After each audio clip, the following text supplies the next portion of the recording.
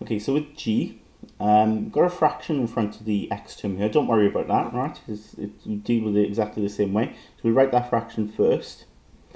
If we add 1 to that power, 3 then becomes 4.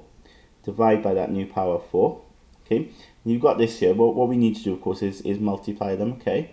Because these terms are multiplied here, yeah? We'll deal with that in a minute. 8x becomes 8x squared, yeah? Okay, so we add 1 on, divide by 2, and then plus a constant at the end. So when you deal with this here, timesing, you just, because fractions, you just times the tops. So 1 times x to the 4 is x to the 4. 2 times 4 then, and the bottom is 8. And here then, 8 divided by 2 simplifies to be 4, doesn't it? 4x squared and plus c. Okay, so if you differentiate back, you can check it's exactly the same there, okay? Simplified to give this. So with h, now sometimes you have like roots, okay, cube roots. Do you remember that we need to change these to powers? Okay, just like when we do differentiation, we need to change to powers. And you should remember now that the square root of x is x to the power half, yeah? Cube root of x is x to the power third. So what you need to do is just rewrite this integral again. So I'm literally going to rewrite, because I'm not going to integrate it yet, I'm just going to rewrite these terms as x to the power half and x to the power third with respect to x.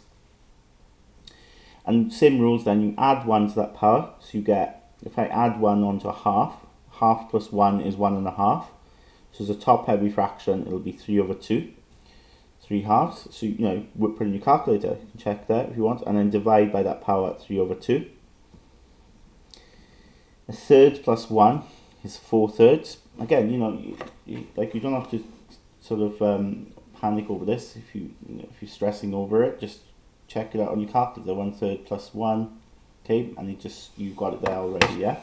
So 4/3, divide by 4/3, and then not forgetting the plus c. Now to simplify this, okay, we shouldn't really leave a fraction on the bottom, okay? So when you have fractions on the bottom, the very bottom number swings round to the top, if you recall. So there's a 2 there, it just swings to the top. So you get 2x to the power 3/2 divided by 3.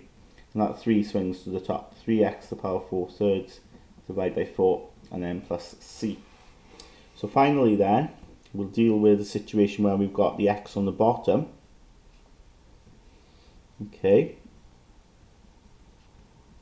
with I, and it's just like when you do the differentiation process, you've got to think about rewriting this. You need to get the x on the top, don't you? So if we rewrite that, then the x coming to the top, remember, becomes -3. Okay, so rewrite it first before you integrate, and that there is fine. We just copy that as it is. So now let's integrate it. So when you integrate it, remember you add the power on. Okay, you add 1 to the power. And be careful here, when you add 1 to -3, you get -2, don't you? Okay, divide by -2. Yeah, and then in this case then, when you add 1 to 4/3, 4/3 add 1 is 7/3. Divide by 7/3. Okay. And what will happen then is 2 divided by -2, the 2's cancelled in there, but there's a minus there, so you get minus x to the -2. Okay, and what will happen here, you swing the 3 up, okay, so you get 21 divided by 7 then, because you take the 3 up, times it by the 7 is 21, and 21 divided by 7 is 3, so that actually simplifies to be 3 x to the power 7/3. Oh, and I've almost forgotten the plus c at the end, haven't I? Okay, and we're done.